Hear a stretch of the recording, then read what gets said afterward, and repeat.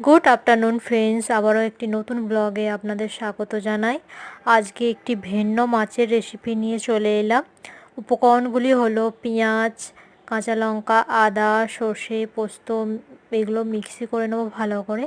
এই মাছের রেসিপিটা আমার মায়ের রেসিপি, আর এই রেসিপিটা আমার হাজব্যান্ডের খুবই ভালো লাগে, সেজন্য আপনাদের সাথে সবার সাথে শেয়ার করলাম। ভালো লাগলে একটি লাইক কমেন্ট করে দেবেন। এটিকে ভাপাতে হবে হলুদ নুন দিয়ে ভালো করে মিশিয়ে। আমি বেশি মাছ করব না, তিন পিস করব। এভাবে মাখিয়ে কিছুক্ষণ রেখে দিতে হবে মাছগুলিকে, যতক্ষণ না ভালোভাবে একটু তেলও দেব। ব্যাস, এবার ঢাকনা দিয়ে ভাতে, তোমরা যেভাবে ভাপাও, কড়াতে জল দিয়ে ভাপাতে পারো, আমি ভাতের সাথে জল দিয়ে ভাপিয়ে নিয়েছি, তাড়াতাড়ি হয়ে যাবে ভাতের সাথে ভাপালে।